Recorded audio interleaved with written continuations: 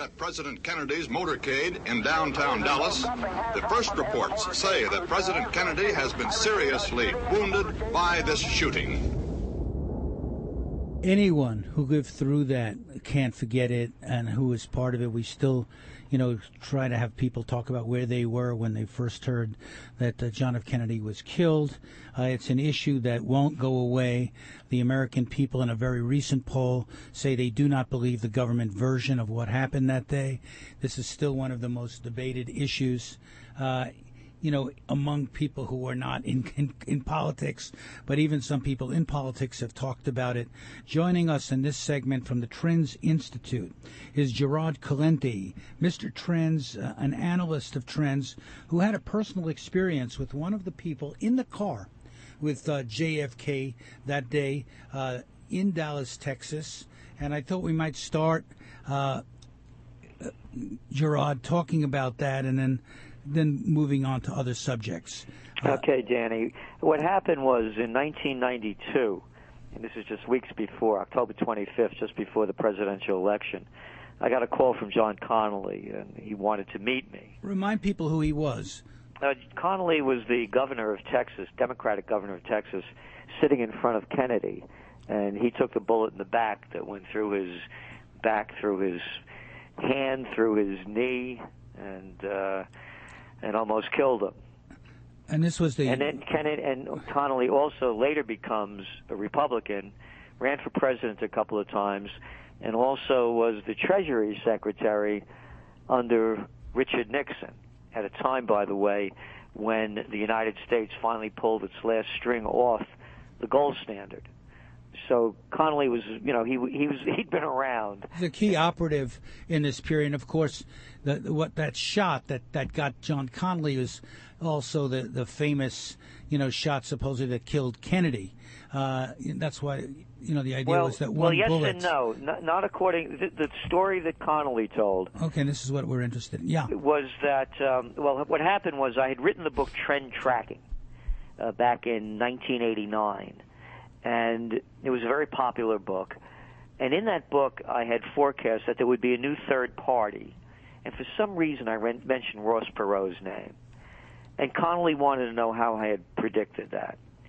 And so I went to Dallas. It was myself, a fellow by the name of John J. Hooker.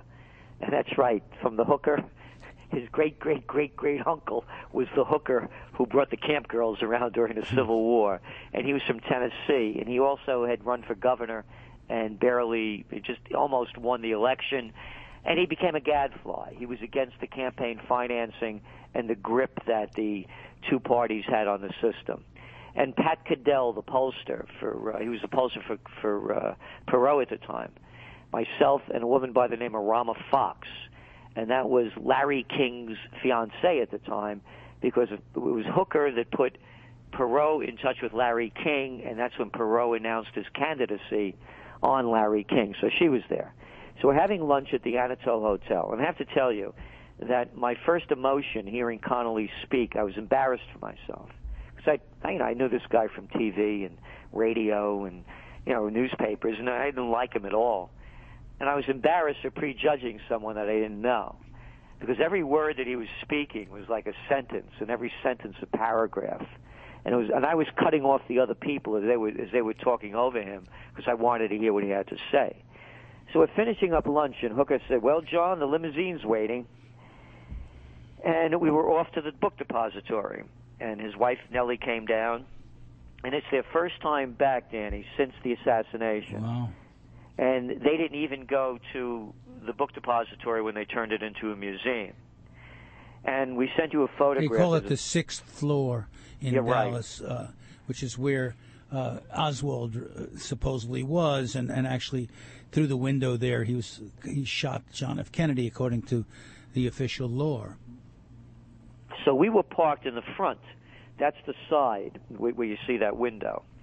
And I was sitting across from Connally in the limousine, and Hooker and Cadell to my left and right, and Nellie and Rama Fox flanking Connally. Cadell also, we should remind people, was I think Jimmy Carter's pollster, was he not? Yes, he was. Okay. And that's what he became famous for. He was such a great pollster. And so Connally starts telling the story what happened that day. And as he said it then, and he said it differently at different times, he said, I heard a gunshot, and I turned to my right. Now, with the way we were parked, turning to his right would have meant looking toward the grassy knoll. And he said, I know it was a gunshot because I've been hunting since I'm a little boy. He said he explained how he was wearing a dark blue suit that day, holding his Stetson hat on his hand, and he was scrunched up in the jump seat. You know, those of us old enough to remember, limousines aren't like they are now. They have these jump seats that folded down. Right, particularly in the front. That's where he was. The front right, with the driver to his left. Exactly. So he said, I looked over to my left, and there were brains on my shoulder. He said, I know there were brains because my daddy was a butcher. And that's the way the story began. Wow. They went on to say how Nellie... That got your attention, I would think. Oh, you know, here I am, this kid, you know, I grew up in the Bronx and Yonkers, you know, and I'm sitting here with Connally. Right, we're two Bronx boys here, by the way. So if you I'm a Bronx boy. Three of us here, so, you know... And you know, just to, you know, backtrack on this, you know, how life is, you know, takes its turns and how strange it is.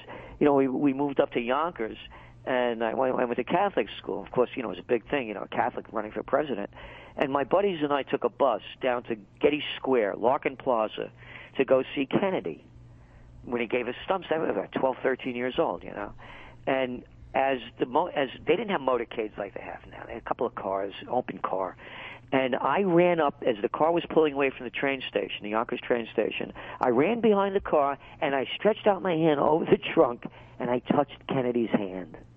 And you haven't washed your hands since. And here I am 30 years later now with Connally, you know. So anyway, this is interesting. Wait, just 1 second. We're gonna get into this story and all of its nuance in a second, but I just have to jump in here because last night I was reading on Facebook a recollection by my brother who was at DeWitt Clinton High School in the North Bronx when Kennedy was killed, and what it was like when the announcement came over the PA system and all the students were told to go home, all boys, and how shocking it was. And people commented on it, and one of the comments had an article from the New York Times that showed that John F. Kennedy lived in the Bronx, lived in Riverdale for 8 years, and went to Riverdale Country Day School.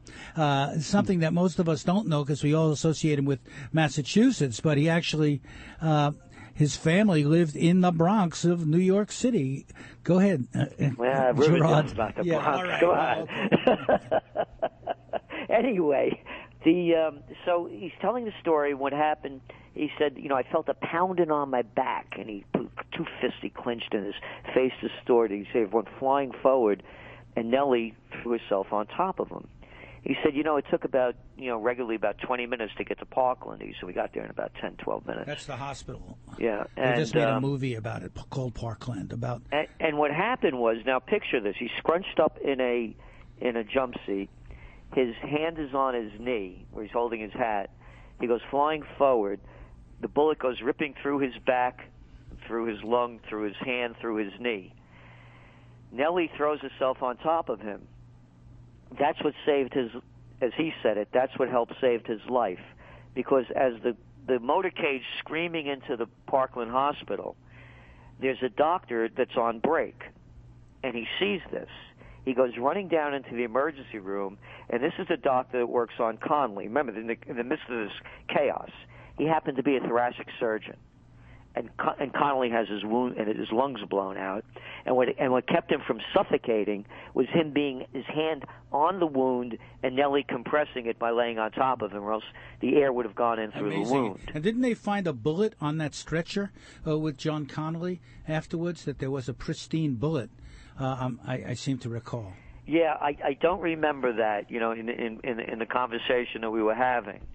And so anyway, after he tells his story, you know, we go outside. Rama Fox had a little Polaroid camera. That's why that photograph of me, him, and his wife in front of the book depository. And this is Sunday afternoon. And again, about 2 weeks before the election. And he wanted to meet me because I wrote Trend Tracking and had predicted this. You know, he wanted to know more about my forecast and what I saw coming. So as we're going back to the hotel, And by the way, there was nobody around that day in the book depository, and all of a sudden, out of nowhere, like hundreds of people are popping up. Oh, there's John Connally, there's John Connally. And he was very gracious to everybody. Took photographs. Well, of course, with him. He was very well known in Texas as the yeah. former But I'm governor. saying, all of a sudden, this crowd just, swells. So we get back in the limousine. We're driving back, and I'm looking at him. And I'm saying to myself, this guy's going to die soon. Because my father, may his soul rest in peace, had died of asbestos poisoning from working in the shipyards. And they had him on heavy doses of prednisone. Connally's lung wound he had adhesions or something. They had him on heavy doses of prednisone. I'm sitting across from him, and I'm seeing the same symptoms that my father had, these big purple splotches on his hands. And you look at that photograph of he and myself and him and his wife, and you can see he's all hunched over. And my dad was a tall guy too, and this is exactly what was happening. So suddenly you're sitting there with him and thinking about your father, seeing in him what you saw happen to your dad. I know he was a dying man, and I told Hooker this later that day. I said, this guy's going to die soon, and he did. He died in June of 1993. And we stayed in contact, by the way, Danny, until April of '93. And Hooker said to me, that Tennessee voice, goes, Gerald, my boy. He said, come on, you're exaggerating. I said, no. I said, I've seen this before. Matter of fact, I have a photo I keep at my place of my dad and I. But it'll be in the next TrendsJournal, by the way, which is our publication. But this is how history is remembered and thought about. It's not just some kind of objective reality out there apart from people. It's part of an extension of people's lives and their memories.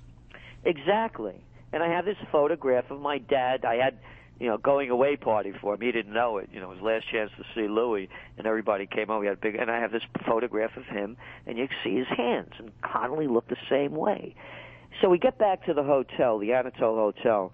And remember, Connally and I are sitting in the middle, and Rama Fox and Nellie are on one side of him, and Cadell and John J. Hooker on the other side of me. And Connally and I, the last two to get out, we're walking into the hotel, and he stops, and he looks at me. He said, I read your book. He said, Trend Tracking. He said, it's fine work. He said, I know your heart's in the right place. He said, well, you don't have a clue what's going on in the government, and neither do the American people, because if they did, there'd be a revolution in this country. That's what he said. That's what he said to me. Wow. And then he walked away. We went up to his suite. We spent about, several more hours, 3 more hours. I'm listening to him and Cadell talking about Robert Strauss and this one and that. He used to be the head of the Democratic Party, and it was a whole different time back then. And now, as I fast forward 20 years later, go back and think of what was going on back then in '92. Clinton and Gore get elected. Those baby boomers, everybody was excited. Oh, a baby boomer is going to be in the White House. Is going to be different. And the Cold War had ended, and we're on the cusp of the digital revolution that the United States is leading. There's this high optimism. And so if somebody says there'd be a revolution in this country, of course I had already lost. I'm a political atheist, so I've already lost my faith in the political system. So as only a Catholic would put it. Okay, go ahead. So I had already lost my belief in the political religion. So when he said, I understood what he meant. And when he was talking about was, this is the guy again that, was a Treasury Secretary under Nixon, is the guy that told Nixon that the game was over, to pack up your bags and leave. This wasn't coming from some third-rate politician. This is a guy that saw it all, telling me that the nation would be in revolution if they knew the corruption, and you could see this guy had a broken heart.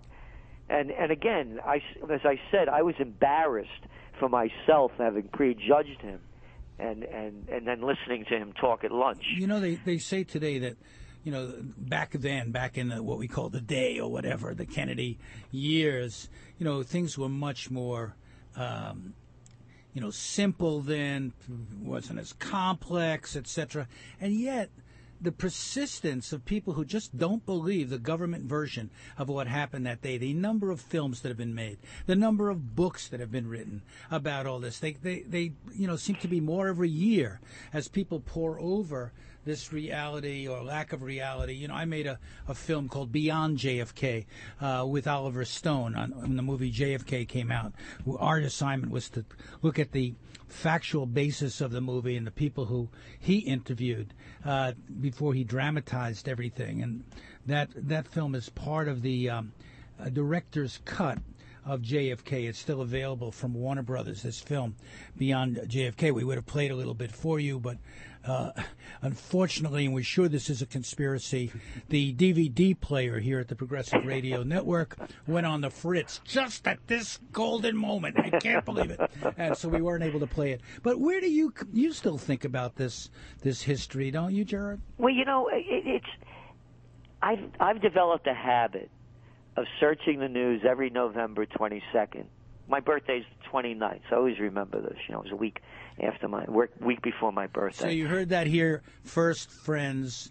Let's wish him a happy birthday. Well, that's right. It's not there yet. But I always want to see how the Kennedy assassination is being covered or commemorated.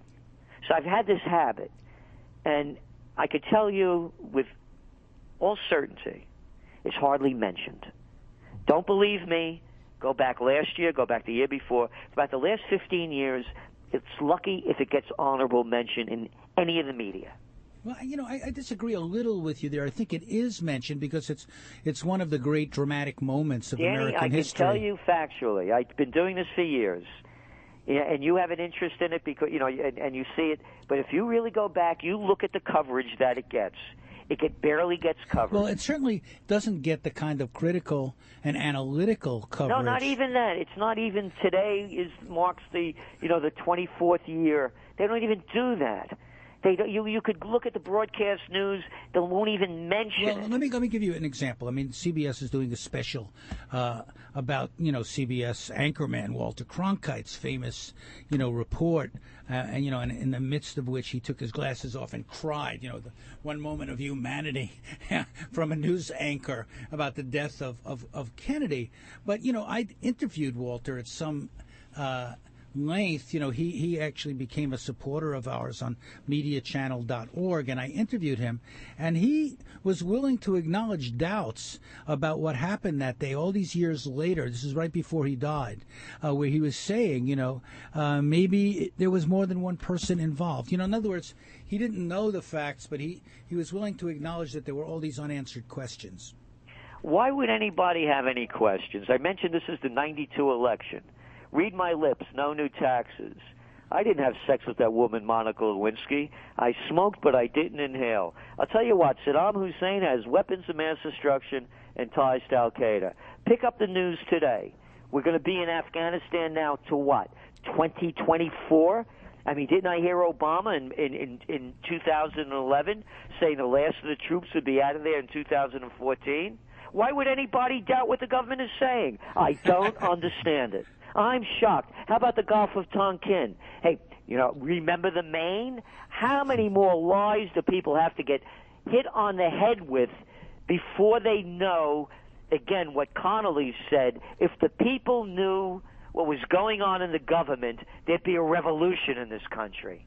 It's in front of our faces. Look at the people who are running the show and have been. You are, really a truth detector. I may be a news dissector, but you're a truth detector. You've been looking ahead at a lot of trends and trying to analyze where things are going. You're not just comfortably reporting what happened yesterday, but you're looking about what's happening tomorrow. And I think that's what, why so many people respect your work and the Trends Institute's work, because you are quiet as it's kept, often more right than wrong. And, it's not because you have divine wisdom, but because you pay attention to detail. And I don't take a side on the issue. It's like when you go to a doctor, you get a diagnosis. You don't care what his religion or politics are. And that's the only way I look at these issues. It's for what they are, not the way I want them to be. But people put themselves in labels. They call themselves Democrats, Republicans, liberals, whatever, progressives, anything. But I'm a nothing. I'm an observer. Yeah, but I don't think that equates together. I don't think that equates with being a nothing, Gerald Celente. I mean, you know what I mean. I know. I understand. But I'm just saying. I mean, I'm trying to, basically, as somebody who's gone from being a outsider to being an insider to being an outsider again, to working now at the Progressive Radio Network after working at ABC and CNN and WBCN in Boston and commercial media. I'm aware of the challenges that we have to try to challenge the level of propaganda, the level of ignorance, in our culture, which is reinforced by our media, not challenged by it. And I think that you are also a devout reader. What is your sense? Do you think our media is getting better or worse? Oh, it's junk. Like you said, you're on both sides. I began my career, Danny, at a graduate school. I used to run political campaigns in Westchester County for Republican conservatives. I was the assistant to the Secretary of the New York State Senate at 23 years old. I designed and instructed American politics and campaign technology that I taught at St. John's. And during the 70s, from 74 to 79, I was one of the chief government affairs specialists for the chemical industry in D.C. So I know what it looks like. Oh, how the mighty have fallen, because now you're on the air with us at the Progressive Radio Network, and I'm proud that you are, and I'm pleased that you agreed to come on, because you're somebody who is thoughtful. You let it play the way it is, the way you see it. You're not trying to make it politically correct for one group or another group, and I think that's why people admire you so much, and is why we're here to salute you on your pre-birthday. Well, thank you. But what I'm mentioning is that, then you start growing up. If you start growing up, and I was in my mid-30s, and I started saying, I'm not going to do this anymore. And I started to change and realize, I was living a lie. And when people ask me, when will things change? And that's always my answer. And again, the motto of the Trends Research Institute, again taught to me by my father, was think for yourself. So I'm only saying what I say. I'm not telling people that they should believe it. But I don't think anything is going to change until people find a truth within themselves. Are they living the lives that they say they want to live or believe they should be living? How can people connect with the Trends Institute quickly, because we have to go now? TrendsJournal.com, TrendsJournal.com. There you go. Thank you. Gerald Celente, once again, we're happy to have you on with us today, and particularly, to talk in a different way about the Kennedy assassination that, is still one of the great unsolved mysteries, in my opinion, of our society and our culture. To feedback to us, you can write to me at dissector@mediachannel.org. The actual URL of this program will be on my blog tomorrow at newsdissector.net. I'm also involved with mediachannel.org and medibabook.com, which is, we ran a little promo before, and we're going to go out with a song that actually Pilar Levine, who's sitting in the studio quietly with me, put his genius to. Tell us about it, Plunder. This was written and recorded for Danny's film Plunder, and it questions why weren't these banksters, prosecuted for any of their crimes. What I was doing was